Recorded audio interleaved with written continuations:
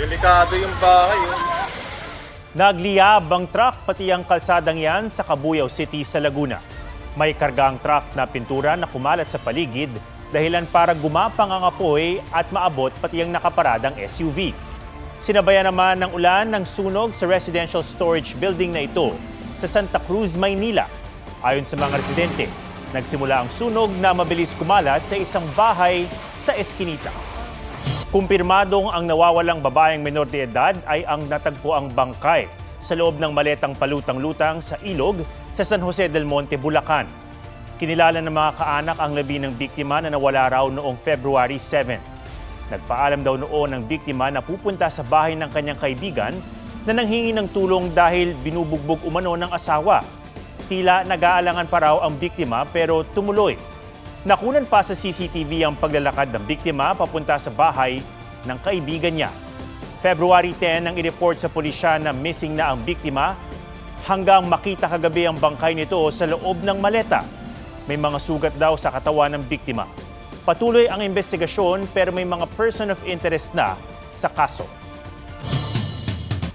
Muling nagtungo sa NBI ang DJ at influencer na si Jelly Au para idetalye ang pananakit sa kanya ng fiancé. Ito po, yung sa may noo ko po, feeling ko po kasi kinukuha niya yung buhok ko, parang kinukuha niya tapos ginaganon niya ako habang nagdadrive siya. Sa mata ko po, ganon din po. Kamao niya lang din po yung gamit. Tapos yung ipin ko po na basag. Sobrang seloso po kasi ni parang maliit na bagay po, pinagseselosan niya. Ineksamin na rin ng sasakyan ni Jelly kung saan daw nangyari ang pananakit para maidokumento bilang ebidensya. Bakas pa rin ang mga sugat sa mukha ni Jelly na unang nakita sa mga larawang ipinost online ng kaibigan niyang si Christian Tugado na pinayagang ipagamit sa GMA Integrated News. Kaya raw ni Jelly na patawarin ang kanyang fiancé na tinutugis na ng NBI pero tuloy daw ang kaso.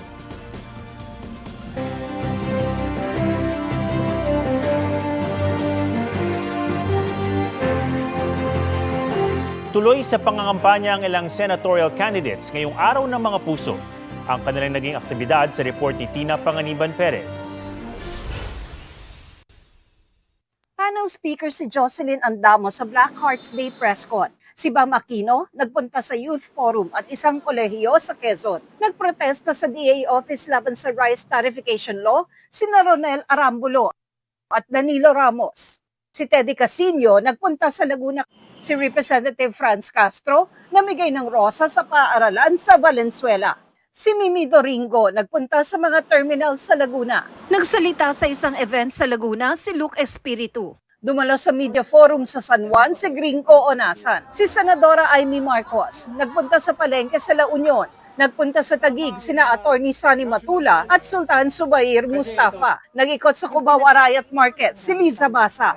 Dumalo si Senador Francis Tolentino sa mass wedding sa Cavite. Patuloy naming sinusundan ang kampanya ng mga tumatakbong senador sa eleksyon 2025. Tina Panganiban Perez, nagbabalita para sa GMA Integrated News. Muling nagpasaring si dating Pangulong Rodrigo Duterte at binatikos ang administrasyon ni Pangulong Bongbong Marcos. Meron isang presidente na talagang bangag. Hindi naman buang, pero yung bisyo ng droga, long term yan. Maging ulol si Marcos, ang Pilipino na pipika na. Either failed promises, I think the Marcos government has fallen short. Sinabi yan ng dating Pangulo sa PDP Laban Proclamation Rally kagabi. Partikular na binatikos ng dating Pangulo ang umano'y mga pagkukulang ng Marcos administration para mapababa ang presyo ng bigas. Sa parehong talumpati, may sinabi din si Duterte na papatayin ng mga senador para pumasok ang mga pambato niyang kandidato. No comment ang tugon ng Malacanang sa mga pahayag ng dating Pangulo. Itong Martes sa campaign kick-off ng administration slate, inungkat ni Marcos sa mga isyong ipinukol sa Duterte administration. Wala sa kanila ang may bahid ng dugo dahil sa tukhang. Wala sa kanila ang mga pumapalakpak sa China at natutuwa pa kapag tayo ay binobomba ng tubig. Wala sa kanila ang tagataguyod ng pugad ng krimen, ng sentro ng paglalapastangan ng mga kababaihan na mga pogo. 80 taon matapos ang Battle of Manila noong 1945, nahihatid na sa huling hantungan ang ilang namatay sa pambobomba ng mga Amerikano sa Remedios Hospital. Kabilang dyan ang bayani at scientist na si Maria Orosa. May report si Von Aquino. 13 sa 22 labi na inilibing noon sa mass grave sa Malate Catholic School na tukoy na ang pagkakakilanlan. Kabilang dito ang labi ng scientist at bayaning si Maria Orosa. Mahigit 5 taon ang inabot ng metikulosong proseso ng kabilang ang pag-exhume sa mga labi, forensic anthropology at forensic DNA analysis. Naging posible ito sa pangunguna ni Matthew Westfall, apo ng isa sa mga biktima ng trahedya na si Nikolai Prokopov, na binaril ng isang Japanese sniper at itinakbo sa Remedios Hospital.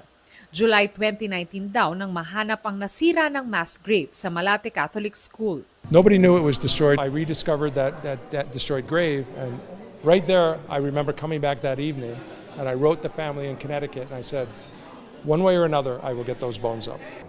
Inihatid ang kanilang labi sa San Agustin Church Columbarium. Nagpasalamat ang mga kaanak ng mga biktima, kabilang na ang mga descendant ni Maria Orosa. Finally, by your efforts and the blessings of the Agustinians, Tita Mary, Lola Mary to me, has a resting place. Thank you, Matthew. As somebody who loved her country above herself, she wanted to stay here because she was helping, smuggling food to the prisoners in UST, to the guerrillas. Plano ng mga kaanak ng mga biktima na magtayo ng grave memorial para sa kanila. Remembering the heroes and the sacrifices, but also remembering and keeping in mind the impact of war and what war does to a society. Very important. Ang pagkilala at muling paglilibing sa mga biktima ng Remedios Hospital tragedy maging daan daw sana upang hindi mabaon sa limot ang mga alaala, kasaysayan at kabayanihan sa gitna ng gera. Von Aquino nagbabalita para sa GMA Integrated News. It's Heart's Day. Heart Evangelista turns 40 today. Sa isang video, sinabi ni Hart na growth isn't always easy, but it's always worth it. And this journey has shown her the things that truly matters. Dinaluhan ng pamilya, malalapit na kaibigan at kasama sa showbiz ang kanyang birthday party. Love is in the air for Ashley Ortega na may giant bouquet from Mavi Legaspi ngayong Valentine's Day. Flowers with chocolates naman ang surprise ni Paul Salas kay Mikey Quintos. At may bouquet of red roses si Raver Cruz para kay Julian San Jose.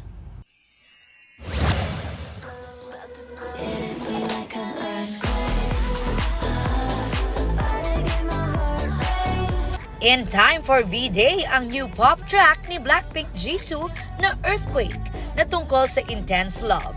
Ito ang debut single ng mini-album niyang Amor Touch. Sunod na paghahandaan ni Jisoo ang kanyang fan meet sa Manila at ang comeback world tour ng Blackpink. Destiny's Child reunited. Beyoncé, Michelle Williams at Kelly Rowland muling nagsama-sama para sa 44th birthday ni Kelly. Aubrey Carampel, updated sa showbiz happenings. Huwag magpahuli sa mga balitang dapat niyong malaman. Mag-subscribe na sa GMA Integrated News sa YouTube.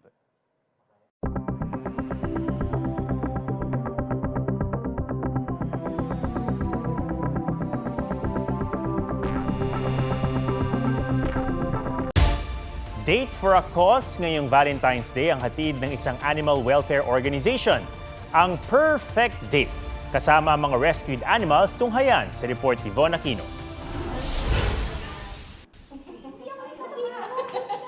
Looking for a perfect date this Valentine's? Natagpuan niya ng animal lovers sa First Date fundraising project ng Philippine Animal Welfare Society o PAWS, kung saan nakalaro at nakabanding ng pet lovers ang mga rescued animals. Sina Vince at Yeza sa shelter piniling mag-Valentine's at ipagdiwang ang 13th anniversary nila. First date nila ang rescued dogs na sina Chip na nanggaling sa Pogo Hub sa Pampanga at si Yen na rescue sa baha sa Marikina noong bagyong Karina. We're able po na ma-share po yung love po namin. Hindi lang po sa amin dalawa pero this time po sa mga dogs po. Ang malalambing na rescued puspin namang sina Ziggy at Ai ang naka-first date ni na Crystal at Brian. Super special kasi for me, iba talaga yung love na nabibigay ng mga animals, especially cats and dogs. Hindi naman sila laging may kadate, so sila naman. Kahit single, welcome! Naka-first date ni Ruth ang aspi na si Rovic at si Tia na halos butot balat na lang nang ma-rescue ng PAWS sa bangketa noon. Ngayon, malusog at masigla na. I think it's better to celebrate with animals who will appreciate yung love ba ng walang kahit anong demands. Naniniwala ang Philippine Animal Welfare Society na ang Araw ng Mga Puso hindi lang para sa mga nagmamahalan, kundi sa mga pwedeng mahalin, tulad ng mga rescued animals dito sa shelter na nangangailangan din ng kalinga at pagmamahal. Love isn't just romantic love for Valentine's Day. It's also love for creatures who have been abused and they deserve a second chance at a good life. Von Aquino nagbabalita para sa GMA Integrated News.